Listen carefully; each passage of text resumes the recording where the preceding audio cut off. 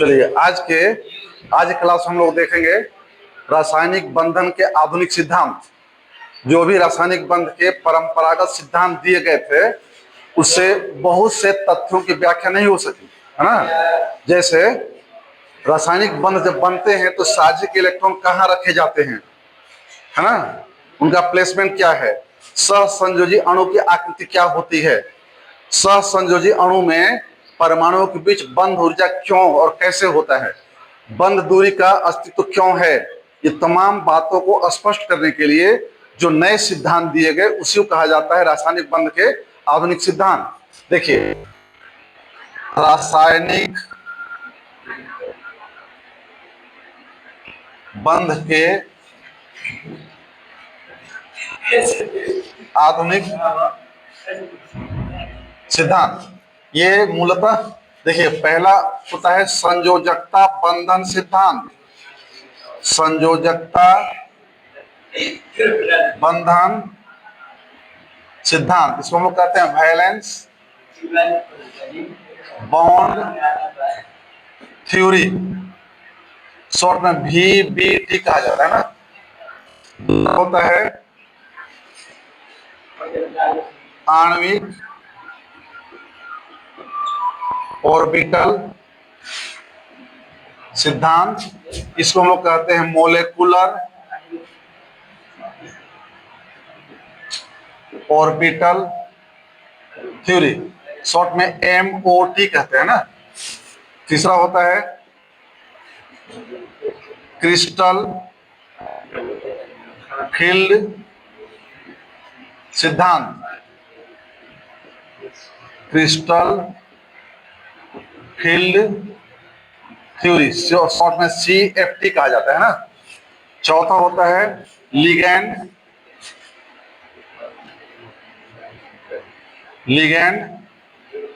Field सिद्धांत। देखिए, ligand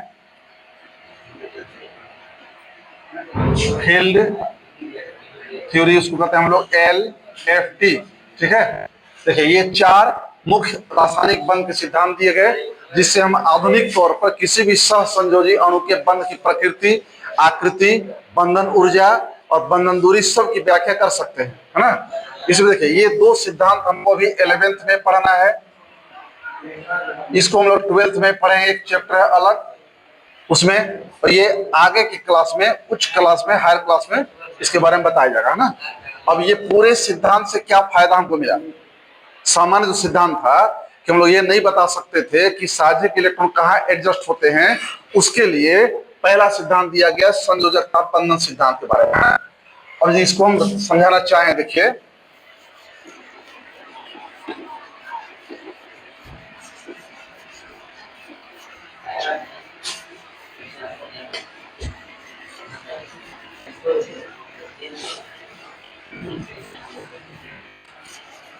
अब देखिए, एक बात स्पष्ट समझ लीजिए, ये जब हम Cl2 बनाते हैं, Cl2 में कहा जाता है कि दोनों क्लोरीन परमाणु एक एक इलेक्ट्रॉन का शेयर करेंगे, जिनके चलते दोनों का ऑक्टेट कंप्लीट हो जाएगा और इनका इस पर भी हक होगा और इस पर दोनों का हक होगा, है ना। यानी कि दोनों Cl का आप देखेंगे आराम से Cl2 बन जाएगा, ये बनेगा आपका Cl2, ऑक्टेट कंप्लीट हो गया।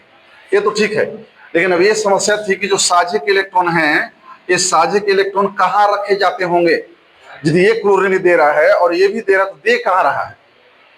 कोई भी दो लड़के यदि कोई शेयर करते किसी चीज को जिसमें दोनों का हक हो, तो वो जो शेयर के ऑब्जेक्ट हैं उस ऐसे जगह पर होना चाहिए जिस पर दोनों का अधिकार हो और दोनों की पहुंच हो, है ना। तो इसकी हम लोग स्पष्ट व्याख्या परंपरागत सिद्धांत से नहीं कर सकते थे। तो एक समस्या थी। दूसरी समस्या थी कि जो क्लोरीन अणु बनेगा तो इसकी आकृति क्या होगी और क्यों होगी।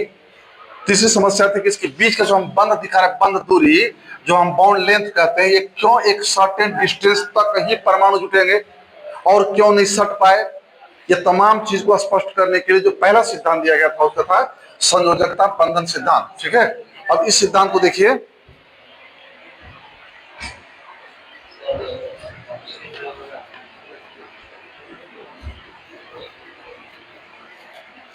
देखिए, संयोजकता बंधन सिद्धांत को देने वाले सज्जन थे हिटलर हिटलर तथा लंदन, इन दोनों ने मिलकर दिया था पहली बार। हाइपोथेटिकली, थ्योरेटिकल था। इन्होंने कहा कि जब भी कोई परमाणु आपस में बंध बनाने के लिए करीब आएंगे तो उनके बीच 4 बल उत्पन्न होगा, 2 आकर्षण बल और 2 प्रतिकर्षण बल। देखिए, मान लीजिए एक परमाणु है, इसका ऑर्बिट है, यह दूसरा नाभिक परमाणु है, इसका ऑर्बिट है। तो देखिए, एक इन दोनों ऑर्बिट के बीच रिपल्सिव फोर्स होगा, क्योंकि दोनों पे माइनस चार्ज इलेक्ट्रॉन। दोनों के नाभिक के बीच भी रिपल्सिव फोर्स होगा, क्योंकि दोनों प्लस है नाभिक। लेकिन एक का नाभिक दूसरे के ऑर्बिट को अट्रैक्ट करेगा, अट्रैक्टिव फोर्स, और सिमिलरली इसका नाभिक इसके ऑर्बिट को अट्रैक्ट करेगा, अट्रैक्टिव फोर्स। हाँ, तो कहा गया कि एक औसत दूरी, वह औसत दूरी जहां पे परमाणु के बीच लगने वाले ए मतलब आकर्षण बल का मान आर मतलब repulsive force, attractive force becomes equal to repulsive force, माने जहां पे आकर्षण बल प्रतिकर्षण बल के बराबर हो जाए वहां पे बंध बन जाएंगे। ये संयोजकता बंधन सिद्धांत का सबसे मेन कंसेप्ट था। छोटी सी बात थी।